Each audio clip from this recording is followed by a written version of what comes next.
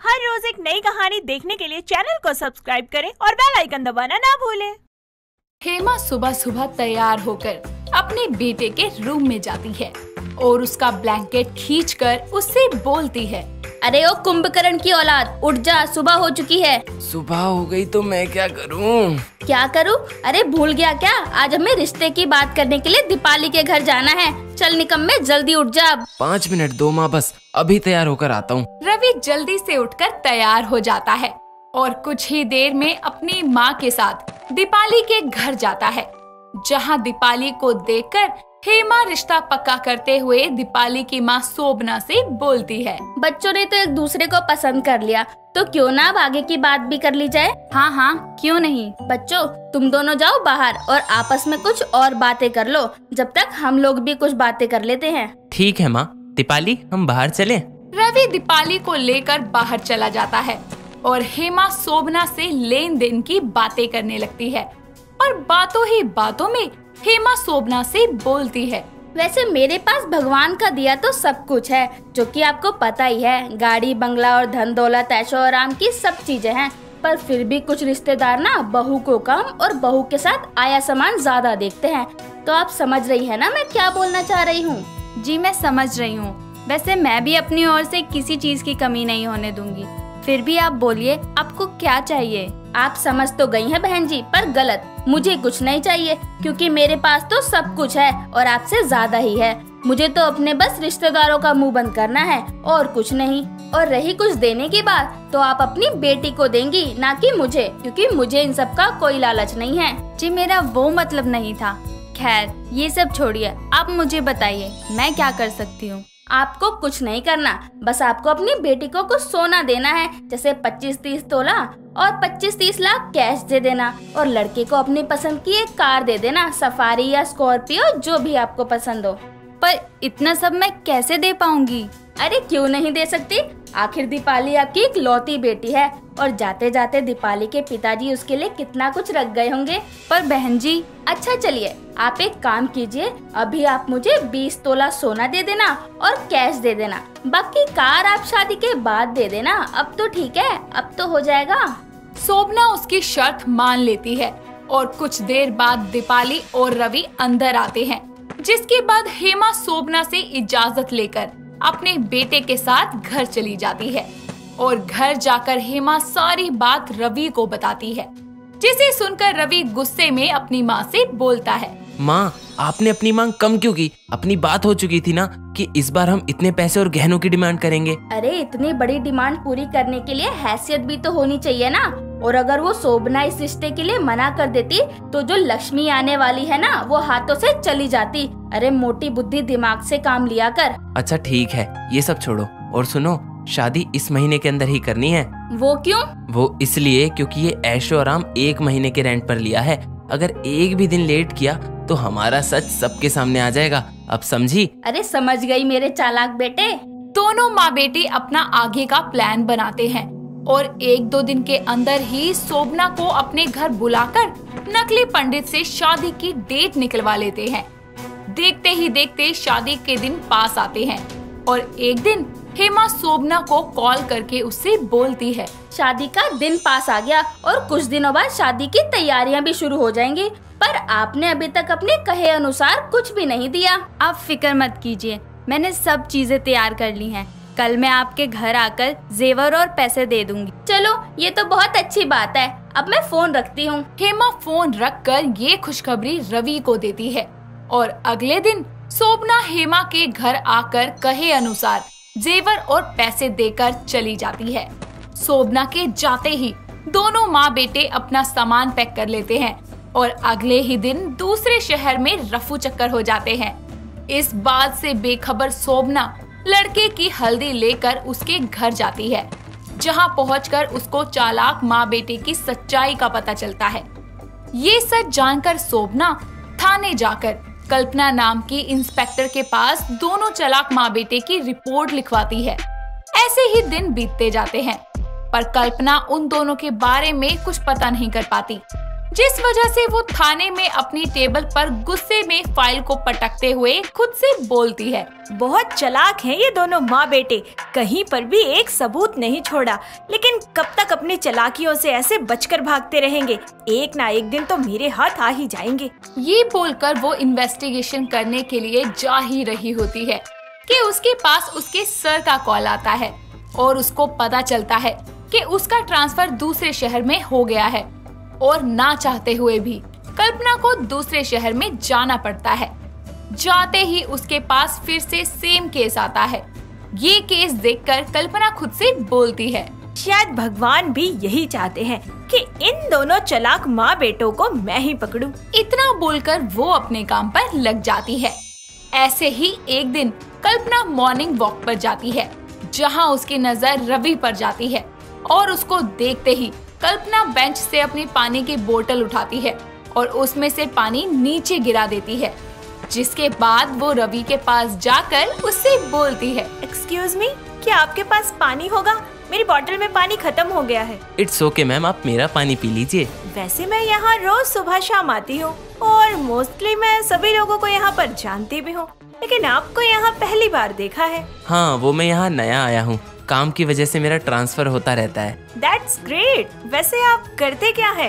वो क्या है ना कि मैं भी अपने लिए जॉब देख रही हूँ, तो इसलिए पूछ रही थी। मैं आपकी हेल्प कर सकता हूँ जॉब ढूंढने में, पर इसके लिए आपको मुझे अपना नंबर देना होगा। नंबर? अरे तभी तो मैं अपने ऑफिस में तुम्हारी जॉब की बात करके तुम्हें बता पाऊंगा। अरे आप तो बहुत अच्छे हैं, हमें मिले 5 मिनट भी नहीं हुए और आपने मेरी मदद करने की भी सोच ली। बेवकूफ लड़की, मैं तेरी मदद नहीं तुझसे अपना काम निकलवाऊंगा। बस एक बार तू मेरे जाल में फंस जाए। आखिर फंस ही गई मछली जाल में, अब आएगा मजा। हेलो मिस, कहाँ? नंबर देते देते कहाँ खो गई? इतना बोलकर वो दोनों नंबर एक्सचेंज कर लेते हैं।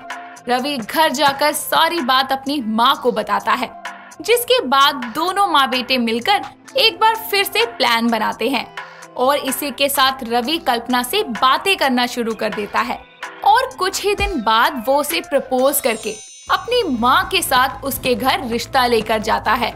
हर बार की तरह हेमा मांग करती है और कल्पना की नकली माँ दिया उसकी सारी शर्तें मान लेती है, जिसके बाद अपनी टीम के साथ मिलके कल्पना उसके घर जाती है और उसको अरेस्ट करके उससे बोलती है, तुम्हें क्या लगा था कि हर बार की तरह तुम माँ बेटे बेवकूफ बनाकर चालाकी से निकल जाओगे? लेकिन नहीं, इस बार तुमने नहीं बल्कि मैंने तुम्हें बेवकूफ बनाया है। बैठो गाड़ी में। कल्पना दोनों माँ बेटे को जेल ले जाती है, जिसके बाद मुकदमा चलता है और मुकदमे के अनुसार रवि और हेमा ने जिसको बेवकूफ बनाकर लूटा था, उन्हें उनकी संपत्ति वापस कर दी जाती है और इस तरह चालाक माँ बेटे की चालाकियां हमेशा के लिए जेल में बंद हो जाती है। रेशमा अपनी मॉडलिंग के लिए इतनी ज्यादा पैशनेट थी कि वो अपनी मॉडलिंग से ज्यादा किसी को कुछ नहीं समझती थी। उसके परिवार में उसकी माँ राधा, पिता धर्मेश, भाई राज और एक बूढ़ी दादी रहती थी, जिसे रेशमा का मॉडल बनना बिल्कुल भी पसंद नहीं था।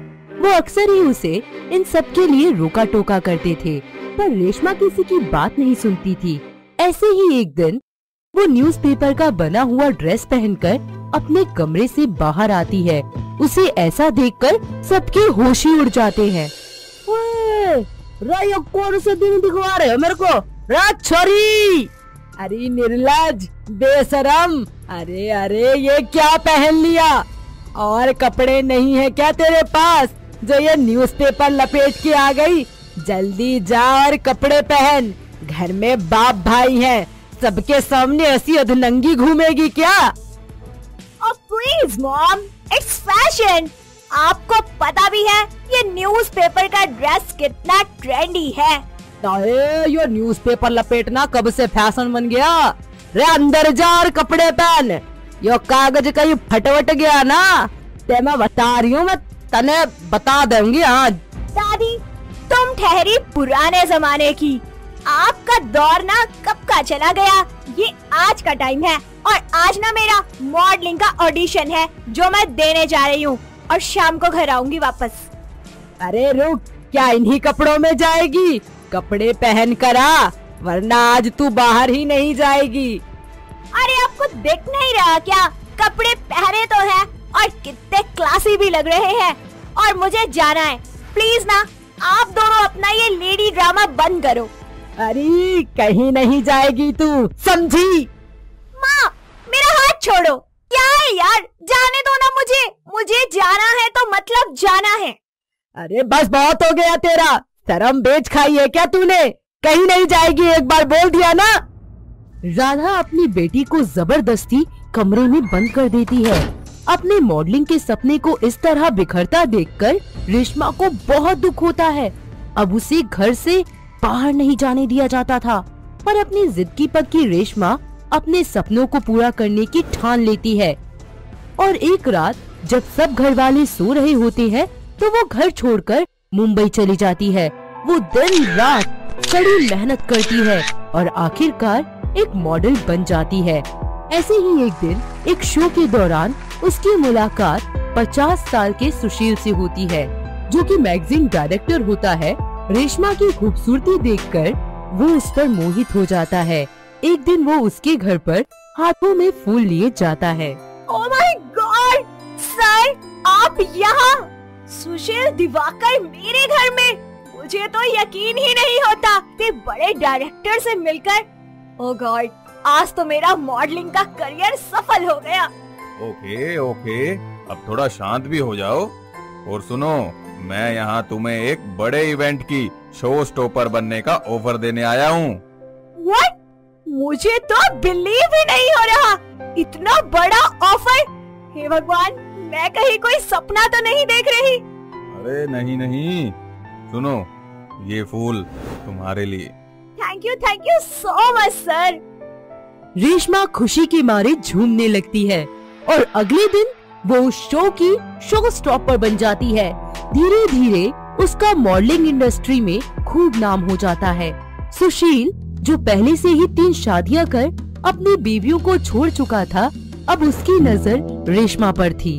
वो एक दिन उसे एक महंगे से रिजॉर्ट में लेकर जाता है और शादी के लिए प्रपोज कर देता है। रेशमा, तुम्हें पता है आज मैं यहाँ तुम्हें क्यों लाया हूँ? क्यों? आज मैं तुम्हें अपने दिल की बात कहना चाहता हूँ, यही कि मैं तुमसे बहुत प्यार करने लगा हूँ रेशमा, और मैं तुम्ही से शादी करना चाहता हूँ। मैं भी आपसे बहुत प्यार करती हूँ और आपसे ही शादी करना चाहती हूँ। वो तुम्हें मेरी उम्र से तो कोई दिक्कत नहीं है ना रेशमा? बिल्कुल भी नहीं। क्यों ना हम शादी की डेट फिक्स करवा लें अब? हाँ, बिल्कुल माय लव। कुछ ही दिन बाद दोनों की शादी हो जाती है। एक दूसरे से शादी कर वो अपनी जिंदगी में बेहद खुश रहते हैं। लेकिन वक्त बीतता है और दोनों की जिंदगी में खटास आने लगती है। रेशमा अपनी मॉडलिंग नहीं छोड़ना चाहती थी, लेकिन उसका पति अब उसे काम करने के लिए मना कर रहा था। कभी कभी तो वो अपनी बीवी के लिए आए ऑफर किसी और लड़की को दे दिया करता था। ऐसे ही एक दिन उसे मॉडलिंग का ऑफर आता है। सुशील, सुनिए ना, देखो मुझे कितना बड़ा ऑफर मिला है मॉडलिंग का। तो क्या करूं मैं? मुझे क्यों बता रही हो तुम तो वही करोगी ना जो तुम्हें करना है। तुम्हें हो क्या गया है? पहले तो तुम मेरी मॉडलिंग के फैन थे और अब ऐसे कर रहे हो। आखिर तुम्हें प्रॉब्लम ही क्या है मेरी मॉडलिंग से? हाँ है मुझे प्रॉब्लम, क्योंकि अब तुम मेरी बीवी हो और मुझे ये तुम्हारा बोल्ड फोटो शूट करवाना बिल्कुल पसंद नहीं है। जुबान संभाल कर बात करो। ये क्या तमीज है तुम्हारी बात करने की? अरे तुम भी तो करते हो ना ऐसे मॉडलिंग। मैंने तो तुम्हें कभी नहीं रोका, अब तुम्हें क्या हो गया? क्योंकि मैं आदमी हूँ और तुम औरत, और शादी के बाद तुम्हारा काम सिर्फ मुझे खुश करना है, समझी तुम? ऐसे ही रोजाना दोनों के बीच बहस होती ही रहती है। एक दिन तो सुशील उस पर हाथ उठा देता है। फिर क्या था, वो अपने सम्मान की खातिर उसके घर को छोड़ देती है और सुशील उसे डिवोर्स देकर हमेशा के लिए अलग हो जाता है। रेशमा अपनी जिंदगी में आगे बढ़ती है और मॉडलिंग करती ही रहती है, लेकिन उसका एक्स हस्बैंड उसे काम नहीं दे रहा था। जो भी काम उसके लिए आते वो उन्हें किसी और को दे देता। उससे बदला लेने के लिए उसने रेशमा का पूरा करियर ही खत्म कर डाला। अब उसके पास कुछ भी नहीं बचा था, इसीलिए वो अपने परिवार के पास वापस लौटती है, जहाँ उसके आस पड़ोस के लोग उसे खूब खरी खोटी सुनाते हैं। हाय हाय, देखो तो अपने माँ बाप की इज्जत की धज्जियाँ उड़ाकर यहाँ वापस आ गई। जरा भी शर्म नहीं है इस लड़की में तो। अरे मैंने तो टीवी पर न्यूज भी देखी थी, इसके पति ने ना इसको डिवोर्स दे दिया और अभी ये अकेली रहती है। इतना बदनाम होने के बाद भला कौन इसे अपनी बीवी बनाएगा। अरे यो छोरी कितनी नाक कटवाएगी हमारी, देख थारी वजह से कितना कुछ सुनते हैं हम लोग रोज रोज। अरे यो कलंकनी, अब क्या लेने आई है यहाँ? जा अपनी मॉडलिंग की दुनिया में, अब तो तू हमारे लिए मर चुकी है। माँ प्लीज ऐसा मत कहो, मुझे माफ कर दो। अब मेरे पास आपके अलावा कोई सहारा नहीं है, मैं खुद को नहीं संभाल सकती। माँ प्लीज मुझे घर के अंदर आने दो, प्लीज माँ। अरे तू कदम मत रख इस घर में, या छोरी इस घर में कदम रखी ना तो मैं चली जाऊंगी इस घर ने छोड़ के। और तू, अरे छोरी हमारी बेइज्जती मत करवा मोहल्ले में। अरे चली जा। रे अब इन्हें मार देना चाहती है क्या? अरे चली जा यहाँ से, भगवान के लिए चली जा। रेशमा रोते रोते वहाँ से चली जाती है। इस तरह अपनों का तिरस्कार उसे अंदर से खोखला कर देता है। वो डिप्रेशन का शिकार हो जाती है और अपनी लाचारी देखकर वो अपने हाथों की नस काटकर सुसाइड कर लेती है और वो वहीं गली में गिर जाती है। कोई भी उसकी मदद के लिए आगे नहीं आता। वो बेचारी अपना दम वहीं तोड़ देती है। उसकी जिंदगी हमेशा के लिए खत्म हो जाती है। उसके घर वालों को जब ये खबर मिलती है तो वो बहुत दुखी होते हैं। सभी घर वाले दुखी मन से अपनी बेटी का दाह संस्कार कर देते हैं। सुशील अपनी मॉडलिंग की इंडस्ट्री में खूब नाम कर रहा था और उसने एक और शादी कर ली थी, लेकिन रेशमा की जिंदगी तो पूरी तरह बर्बाद हो गई थी। क्या किसी ने भी उसकी परवाह की? तो दोस्तों, कैसी लगी आपको ये मॉडल बहू? देखा किस तरह एक लड़की ने अपने सपनों को पूरा करने के लिए अपनी जान गंवा दी। क्या ऐसा होना चाहिए था? आपको क्या लगता है? हमें कमेंट करके जरूर बताइएगा।